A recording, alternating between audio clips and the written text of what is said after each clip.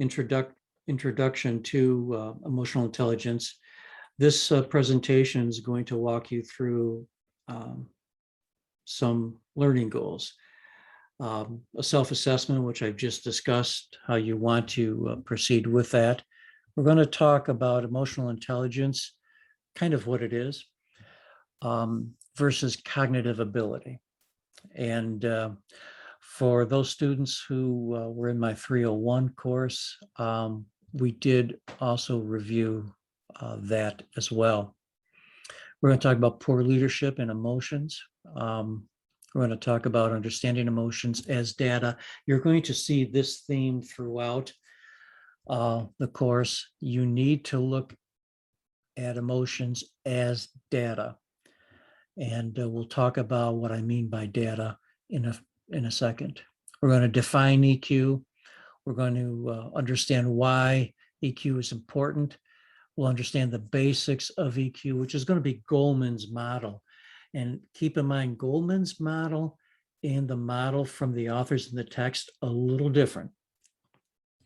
We're going to understand the impact of EQ on decision-making, on communication, and relationships. And this presentation is actually going to give you some tools and strategies to improve your EQ in a very broad sense. You'll see some of these strategies later on, and you're going to see different strategies later on as well. And of course, learning goal is to assist you in your EQ development plan.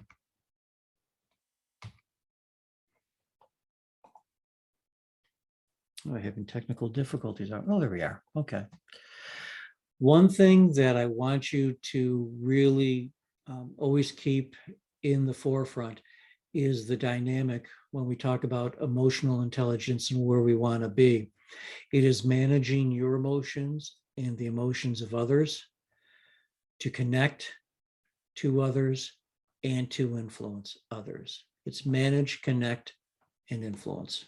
You're going to manage your emotions, manage the emotions of others, to connect and to influence. And keep in mind, managing your emotions probably going to be a little bit easier for you than managing the emotions of other employees. Now let's start by taking a look at EQ and poor leaders. The characteristics of poor leadership, you'll see that there's 5 of them for the most part. All the studies will reaffirm this. Poor leaders have narcissistic tendencies. They usually do not recognize, nor do they properly reward the good work of others. They also have a tendency to treat other individuals as numbers, as data, as a means to an end. They also have a tendency to have too much control, or they want control. In other words, they can be micromanagers. And that also involves not sharing information. And that is because information in many organizational ecosystems or cultures is power. And the poor leader does not want to necessarily lose that type of power. And again, there are different types of power, and definitely information is a type of power in leadership. So here we have the 5 common characteristics of poor leaders. And they can be lumped into 4 emotional dysfunctions. You have the leader who has the fixed mindset. That is the individual who seeks validation that they are superior, when in fact they may not be superior. You have the leader who has the closed mindset, and the closed mindset is they're always right and everyone else is always wrong. And I only chuckle because I've worked with a lot of those folks. You also have the leader who has the prevention mindset. This is the leader who avoids problems, avoids taking risks, maintains a status quo, and also micromanages. The prevention mindset is also a leader who is not creative. And by the way, another disadvantage of EQ, if EQ is taken to an extreme, is lack of creativity, simply because the leader will fall into the prevention mindset. And then we have the inward mindset, and that's a leader who believes that they are more important than others and that they protect themselves, they take the credit, they never share the gain, and they never take the blame. So you have four emotional dysfunctions of poor leaders. The prior characteristics flow into these emotional dysfunctions. And in fact, if you're not careful, EQ can play into some of these emotional dysfunctions. Now, the father of EQ is Dan Goleman, and you'll see in 95, he wrote the book entitled Emotional Intelligence, and I actually have it somewhere here. And he states in his book, and you'll see it here, that emotional intelligence is as important as IQ for success. And that emotional intelligence is a skill that can be taught and cultivated. I will just say, in my opinion, I'm not too sure it can be taught. Can it be cultivated? Yes. Can an individual be made aware of how his or her emotions are affecting his or her behaviors and therefore actions? Absolutely. Is that a form of teaching? You could make that argument. This course isn't going to teach you how to be a better emotionally intelligent manager. It's going to give you the skills, hopefully, or the concepts that you can move forward with. And I want to be very clear about that. Goleman also takes a look at IQ and EQ. And Goleman says in his book that when you look at a leader, when you look at that individual, you look at that individual for the most part as a person of some form of intelligence or some level of intelligence. That we tend not to look at leaders in terms of EQ, but more of IQ.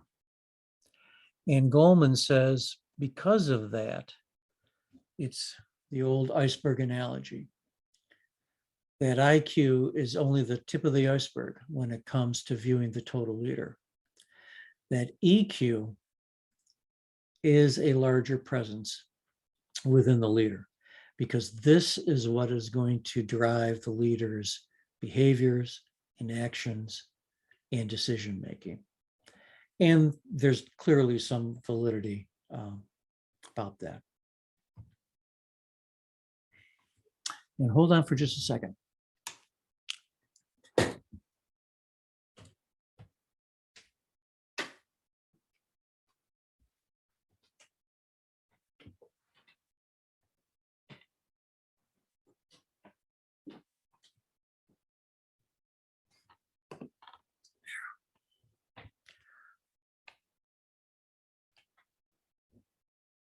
Now that the sun's down, I could bring more light into the room. So we have Goleman and EQ, and we have the situation of battling professors. And that's Dan Goleman versus Adam Grant. Goleman of Harvard, Grant of Wharton. And there's definitely a difference in how they sort of view the leader and the makeup of the leader. Besides the difference that one of them has a good head of hair and a beard and the other doesn't. What's interesting is Grant takes kind of a different viewpoint. And Grant says that unlike Goleman, emotional intelligence is important, but it's not absolute. And Goleman does, at least initially, that it was absolutely critical. And Adam Grant sort of poked a hole in all of that. What Grant says, and you'll see the 3 bullet points, that EQ just isn't enough for success.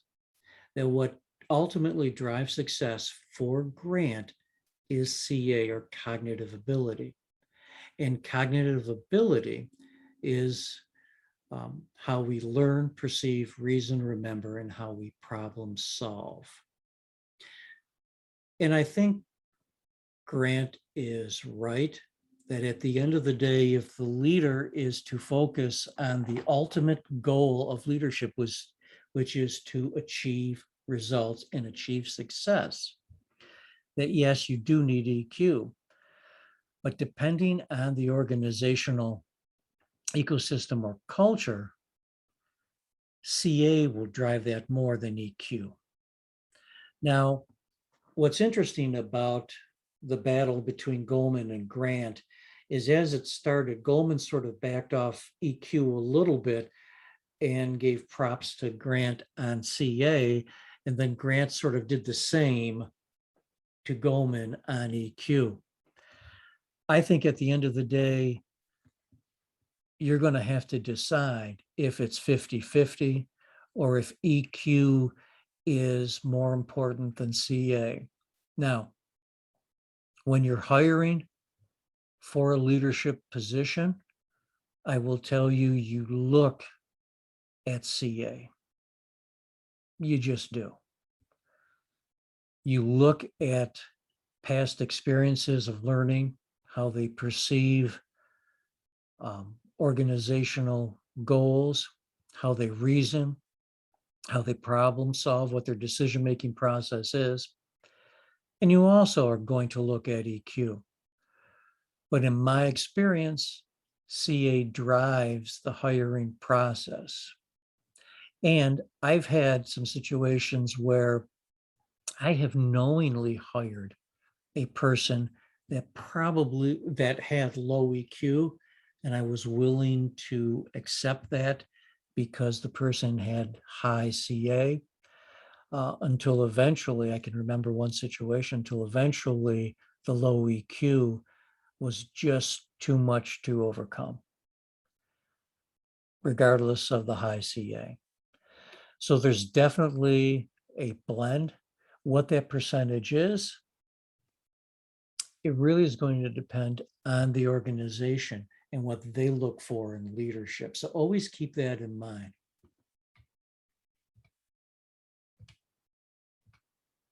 Now, as I said earlier, and you're going to see this theme again in the course, you need to, as a leader, look at emotions, not only your emotions and the emotions of others, as data. And when we talk about data, you have to understand the difference between data and information. And notice it doesn't say emotions, it's information. You have to look at emotions as data. And data, individual facts, right? Data is a value. Data is a quantity. It is something that is understood. Information, on the other hand, is your interpretation of data. Many times in my careers, and most of you who have had me in previous courses, you know I have, it's probably more than that, over 35 years in senior operations and HR management positions. If a CFO were to come to me and say, "Hey, Phil, I have some information for you," I would say, "Give me the data. I want to take a look at the data, and I'll make a decision as to what the data tells me." So it's important to understand that difference, because you're going to look at emotions as individual pieces of data, and then you're going to have to make interpretations based upon what we're going to learn in this course. So those pieces of information are critical in how we understand ourselves and others, how we make decisions, we initiate actions, how we protect ourselves, how we can become better leaders. So always keep that in mind. One more thing, do not make a quick assessment of a piece of data, a piece of emotional data.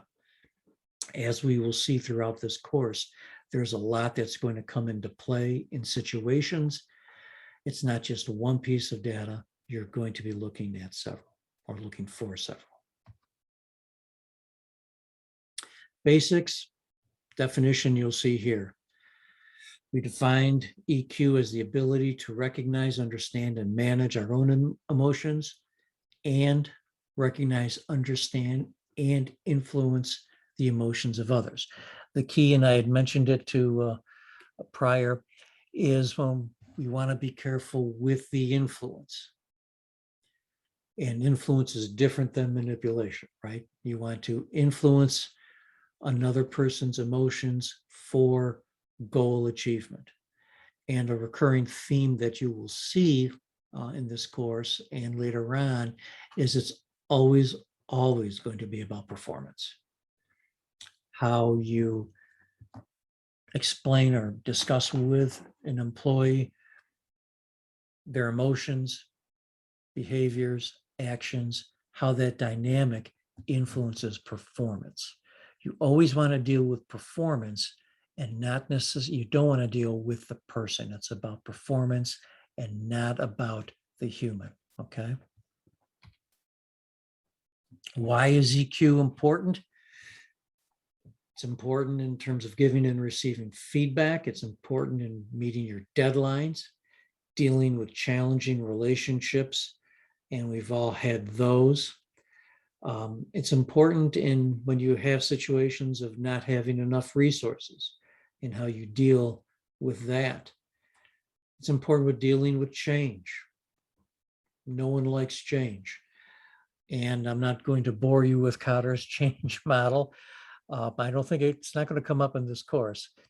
But if you don't know John Cotter's 8-step change model, please, it's something you need to have in your back pocket as a leader.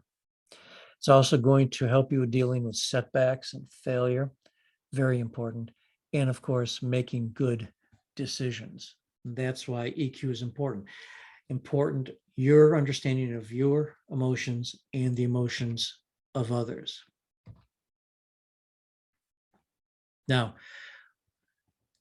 just take a little bit of time and take a look at this graphic in the 4 quadrants. You'll see self-awareness, self-management, social awareness, and relationship management, part of Goleman's model. And you'll see some questions there, and I'll just read them, and you can sort of answer them yourself, right? Self-awareness, can I accurately identify my own emotions and tendencies as they happen? And we will see later in the course, we'll look at emotion meters and some other tools to help you identify your own emotions and identify the emotions of others. And one of the important aspects of that is to name the emotion. Then we have self-management. Can I manage my emotions and behavior to a positive outcome? And social awareness. Can I accurately identify other emotions and tendencies as I interact with them? And again, the same process kind of is going to apply in terms of naming the emotion. The difficulty is in naming your emotion, you know the situation, you know where you're coming from. In identifying or trying to name the emotion of someone else you're dealing with, you don't necessarily know or have the background of what has happened. And we'll talk later on in the semester about that. And relationship management. Can I manage the interactions I have with others constructively to a positive outcome? So these are questions that we will see later on in the course come up. And then we have the basic view of EQ, the 5 domains from Goleman: self-awareness, self-regulation, empathy, we'll see that, social skills, motivation, all part of emotional intelligence or EQ. You'll see the definitions for each, which is self-awareness, the ability to recognize and understand your own emotions. It relies on identifying and understanding emotion in ourselves. Self-regulation. So self-awareness is just part one. Self-regulation is, kind of like the next step. And that is controlling your impulses, controlling those emotions to make sure you're acting appropriately for the situation at hand. In the days before email, yes, there were times before email, believe it or not, you wrote memorandums to other leaders. And it was easy to get into what was commonly referred to back then as memo wars. Another manager was doing something that was affecting your department, you would send off an email to that person. And it probably wasn't nicely worded. And that manager would receive it, and that manager would craft a response email that was just as emotional and send it back to you. And then it would go back and forth, back and forth, back and forth. That was not uncommon. The problem is it was just a lot of wasted effort. Nothing ever got done. There was no self-awareness. There was no self-regulation. And there was one time I had one boss who gave me a helpful hint that, of course, wouldn't apply. Well, kind of would. And he said to me, before you get your emotions down on paper, think about it, but still put them down on paper. Just don't send the memo. Print it out, tear it up, and throw it away. And then start again. Then, of course, when email occurred, I would type out the email. I would delete it. I wouldn't send it. So that was sort of, baby steps in terms of self-regulation. So self-awareness is great, but self-regulation is absolutely critical. Motivation. Motivation involves a high level of intrinsic motivation. In other words, people that have high EQ, are motivated for internal reasons rather than to gain wealth, respect, fame, or external rewards. And research has proved that. Research has proved that highly emotionally intelligent leaders are intrinsically motivated. They have a passion for what they do. They're not necessarily in it for the external rewards, even though they're kind of nice. They're not in it for the fame. We'll always be in it for respect. That's just human nature. And you'll see what's underlined. Those with high EQ are motivated for their own personal reasons and work toward their own goals.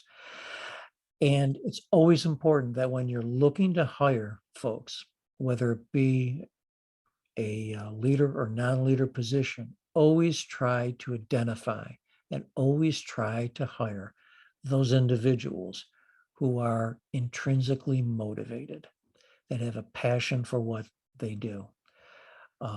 It's just going to make your life a lot easier.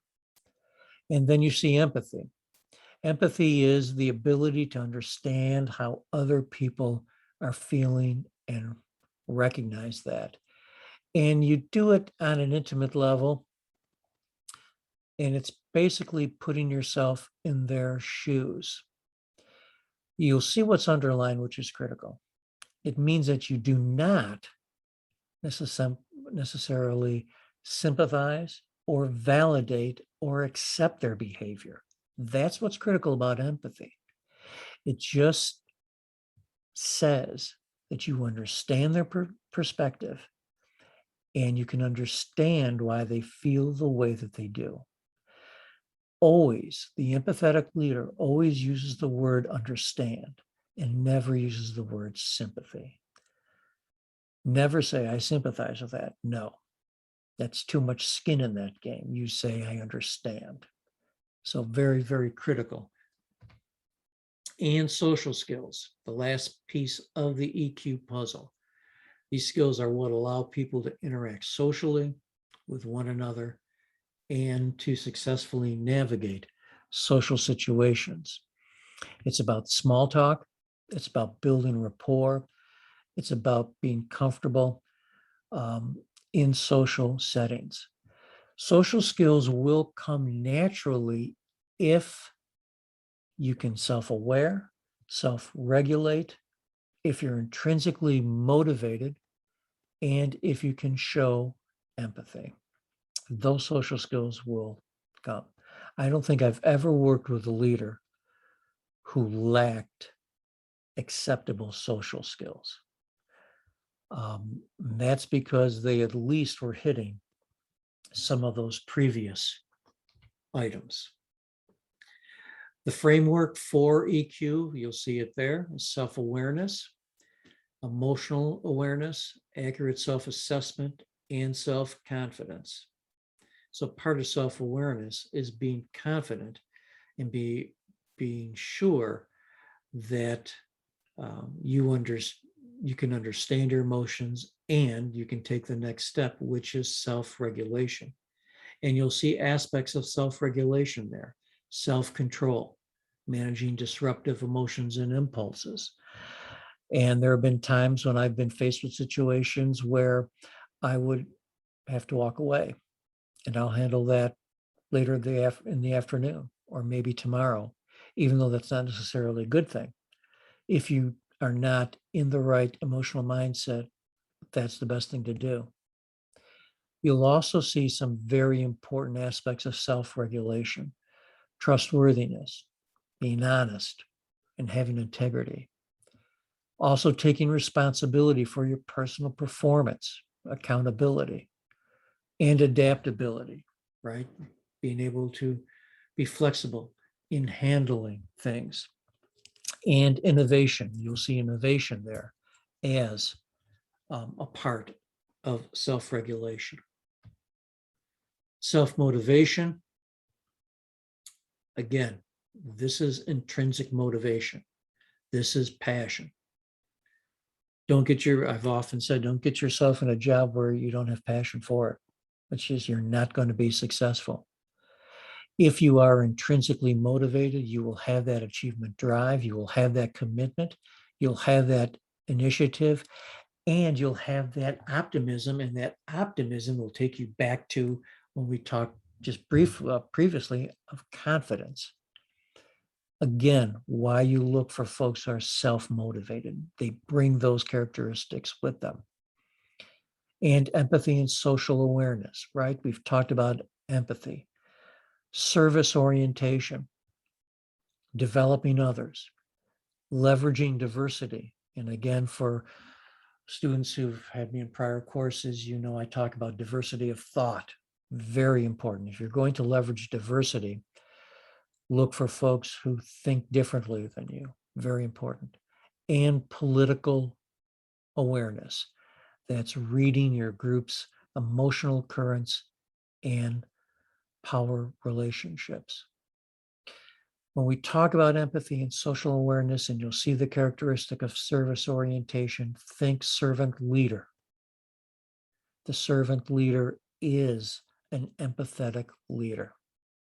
And why all of that is important, besides providing the social awareness, is it's going to make you a better leader in the eyes of those who are following you.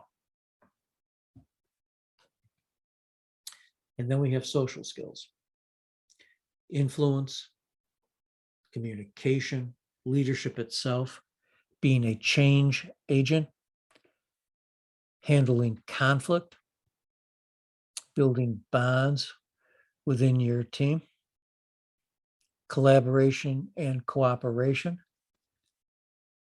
and team capabilities. Notice what is not in there is competition. Competition has no room in EQ in terms of social skills. And I've worked with some managers who I've respected and who were great leaders, highly competitive. But it did not serve them well. I worked with one gentleman who would walk onto the production floor at a local manufacturer, and he would have his arms stiff by his side, and his hands would be clenched fists. And he would just walk around stiffly. And to him, the production floor was a battleground, was a war that was taking place. Not very EQ-ish, not very collaborative. And a couple of times he would see an employee not properly operating a piece of equipment and literally would push the employee aside and then call over another employee. We removed him from the leadership position. So those characteristics are characteristics of social skills specific to EQ. And of course, we've talked how EQ will impact decision-making, communication, and relationships. And here we are with EQ and decision-making. The highly emotionally intelligent leader will make better decisions and will have improved decision-making. The highly emotionally intelligent leader is more likely to weigh all the options before him or her, will more likely keep an open mind, and will remove the white noise that's around them, anything that's irrelevant or unrelated emotions. Those high in EQ don't remove all emotions, just the ones that interfere. Those emotions that interfere are anxiety, fear, and frustration. If a person is high in those emotions, it will impact decision-making on a negative end. Emotional intelligence and communication. If you're high in EQ, you will have those social skills. You will have improved communication skills. You'll be proficient in communication. It will help you to practice empathy towards others. It's going to assist in building trust because you're going to operate in an environment of trust where followers will trust you. So it's going to build trust through verbal and nonverbal cues. And it's going to assist with honest communication. And you'll see verbal and nonverbal cues, and we'll get into that in more detail later in the semester. But you need to, when you're managing or you're looking at data points of emotions for others, is the nonverbal cues. And you have to be careful of your own nonverbal cues, okay? Because as I've often said, folks are always watching you and always looking at how you behave. Communication is primarily nonverbal. Always remember that. And emotional intelligence and relationships, high EQ individuals usually have solid interpersonal relationships because they have an emotional maturity. They're able to handle situations that come to them, and they're able to do it without escalating the situation. Keep in mind, rule 1 for a leader, and there's about 1,000 rule 1s, is in these situations where emotions are running high, it's your job to de-escalate emotions.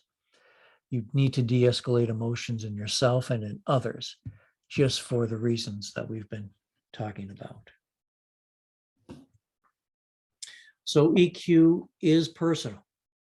You'll see personal Competence is my ability to maintain awareness of my emotions and manage my behavior. That's self-awareness and self-management. Social competence, my ability to understand others.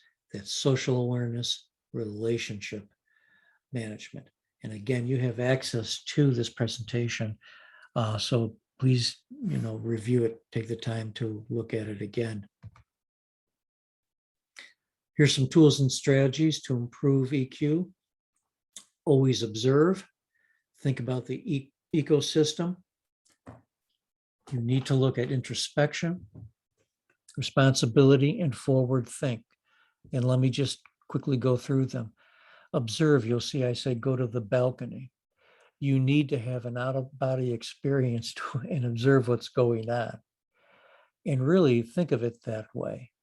Make that effort to put yourself in their place, but make that effort to see how the individual or individuals you're dealing with are interacting and what they're interacting with. And that goes to number 2, which is the ecosystem, right? We talked about that for students, you folks who were with me the last 8-week semester with the ecosystem. Employees react and behave based upon the influences of the ecosystem around them. So when we talk about emotional intelligence as a leader, you have to go to the balcony, have that out-of-body experience, look down at the situation, and what is the ecosystem that is driving sometimes the behavior and the actions. Introspection, that's again self-evaluation. You need to examine how you react to stressful situations. And you need to work at staying calm and collected. Why? For your benefit and because others are watching. Responsibility, you got to take responsibility for your actions, for your behaviors. And you need to face mistakes head on, and you need to apologize. The emotionally intelligent leader will apologize for missteps. Very important. And as important is you need to forward think. Before you write that memo, before you write that email, before you say those words, what reactions can occur based upon those words? What reactions can occur based upon the nonverbals?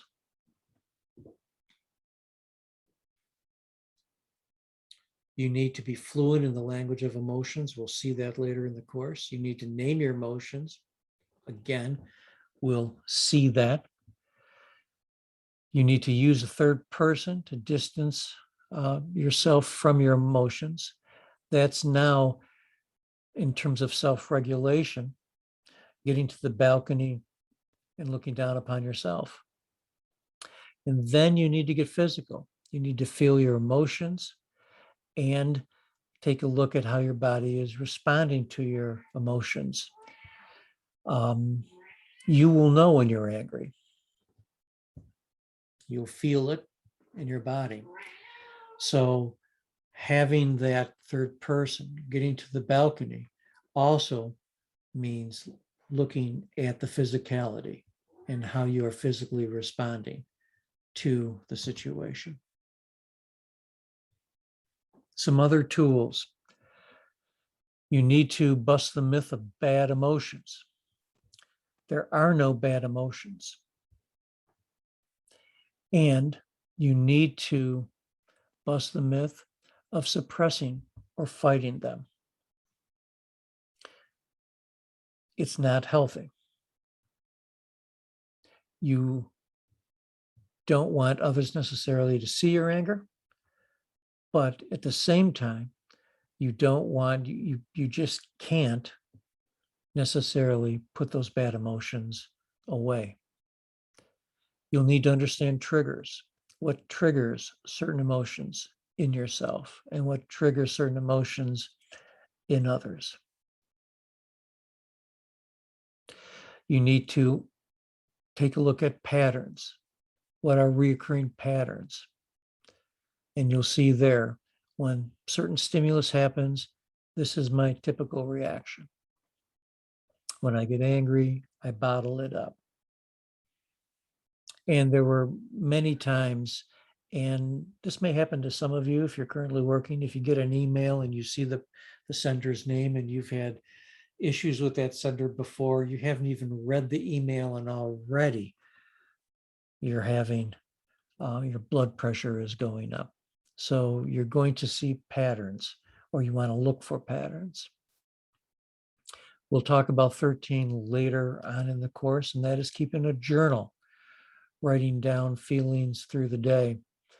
And actually, you'll see some formats for a journal, and we'll talk about that later on. And again, as we talked about, emotions equal data. You always want to have that understanding. Another great reason why you keep a journal. Now, some slides on actual EQ in practice. Again, we're looking at the manage, connect, influence. And I'm not going to go through a lot of detail through all of these, but some tips to help you through the dynamic of manage, connect, influence with managing emotions for yourself, taking deep breaths, knowing what triggers your emotions. Very, very important. Next, which is respond instead of react. Absolutely critical. You don't want to react to an emotion. You want to respond to an emotion. And again, the EQ person knows how to stay calm in stressful situation. I worked for one gentleman, a CEO I love dearly, taught me a lot. And he always had the saying that you have to look at challenges as opportunities. And once I started to have that perspective, it helped me in terms of EQ because it just changed my mindset. And I was responding instead of reacting. And it was less triggering of emotions. So whenever there was a challenge, and there are always challenges in HR, a challenge just brought an opportunity for me and my group to be successful. Still in managing, you want to be motivated. You want to be self-motivated, and you want to have self-motivated people around you. Again, if you are not intrinsically motivated in the job you currently have, you're just collecting a paycheck. You will have EQ issues. You want to maintain a positive attitude. I worked with one CEO who was really kind of crazy. And it's actually cool. I actually fired him because even though I reported to him as the VP of HR, I also had to terminate him.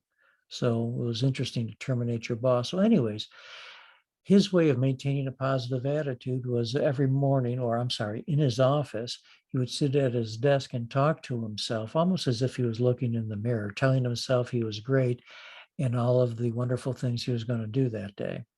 Now, I thought that was kind of crazy, but it was his way of maybe maintaining a positive attitude. He didn't have that positive attitude on his last day, unfortunately. And rely on a mentor. Very, very important. And we'll see this again in the course. You want to find yourself a mentor, someone you can rely upon, someone you can bounce things off of in a very confidential manner. Of course, make sure that that mentor is high in EQ. Make sure you take criticism well. Criticism is a challenge. Every challenge is an opportunity. And set high personal standards without having standards that are perhaps too high. You want to make sure that they're reasonable. So those were some tips for managing. Now for connecting. You want to have a communication style that is assertive. Assertive is not aggressive, but assertive is not passive either. EQ people know how to communicate their opinions and needs in an assertive way while still showing empathy and respect for others. We'll see that later. You'll also see it in the text. You want to make sure you get the opinions of others. Very important. You want to use active listening skills. We'll see that as well. We'll also get into more detail about active listening and how to apply that. Active listening is going to help you understand the situation in dealing with the emotions of others. It's part of the process of getting to the balcony. It's also going to help you in hopefully preventing misunderstandings. Another aspect of influence is empathizing with others. And again, we've talked about that, to understand where they're coming from. You're not agreeing with it, you're not sympathizing with it, but you're understanding. You need to be approachable and social. If you have an office with a door, don't close the door. I always recommend that to folks. If you are a leader, you want to make your daily rounds, your morning and afternoon rounds. That's what I used to call them. And try to just pop in with as many people as you can. I heard one leader actually it was Colin Powell, who just passed yesterday, referred to it as checking the trap line. He would check the trap line and go through and talk to all of his managers and leaders once or twice a day, connect with them. And then also very important, impact over intention. We all have great intentions, but the thing is you want to make a difference. You want to support and influence others. So it's not about intention. It's always about impact. So the highly EQ leader understands what their impact is. They understand what their decisions, the impact of their decisions, the impact of their behavior. They understand the tone in email and texts and social media responses. So it's not about intention. Whenever I would have a leader say, I didn't intend that, or it wasn't my intention, those are flags to me that the person's not necessarily high in EQ, because he or she did not understand that it's about impact and it's not about intention.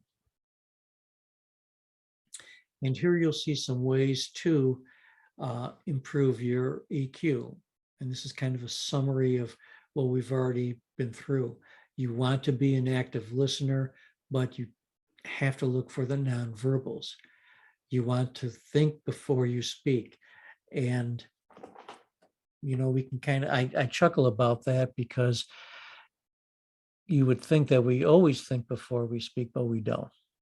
And the one gentleman that I referred to as just a great CEO that I worked for, if you had a conversation with him, the conversation would sometimes go on for a long time, because there was great pauses before he would speak.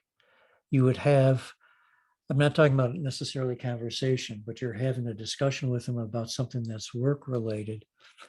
And it may be, hey, John, what do you think of, Jane Smith and how she's handling that branch? And he would just lean back in his chair and for a good minute or two, not say something, be very careful with his nonverbals, and then he would speak. Very, very important. Think before you speak, and always continually work on that. Be comfortable with praising others. That should be an easy thing for most leaders to do. Unfortunately, it's not. Why? Because they don't want to share in the fame, and they don't want to take that blame. You want to accept and value and you want to appreciate others for their uniqueness. That's diversity, diversity of thought. You want to learn conflict resolution skills. We'll go through some of those. You want to demonstrate patience and empathy. You want to manage your own stress. You want to slow down and calm down. You want to get to know your employees, know what challenges them, know what soothes them, what makes them happy. You need to identify and manage what triggers your emotions, what triggers your coworkers' emotions. I once took over a group of individuals, and one of the trainers, the senior trainer, had been working with the company for many years. And what I quickly found out is she was a senior trainer because she was technically the best, but she could not tolerate people who made mistakes. Can you imagine making someone who could not tolerate others making mistakes and making them a trainer? Okay. So that was a trigger. She would always be frustrated whenever a new hire or a trainee would bring back work and the work just had errors. And one of the first things I did was I removed her from that position. So identify and manage those triggers of your emotions, the triggers of others. And again, you don't want to be shy of engaging with a mentor. And you'll see this slide is also very good. Again, take some time to review it. When we talk about your focus paper, people, you're going to take some of the key, you're going to select from one of the domains from Goldman's model. So this PowerPoint presentation can help you. Make sure you cite it though as your reference. And you'll see it breaking down some of those tips into self-awareness, self-regulation, empathy, self-motivation, and social skills.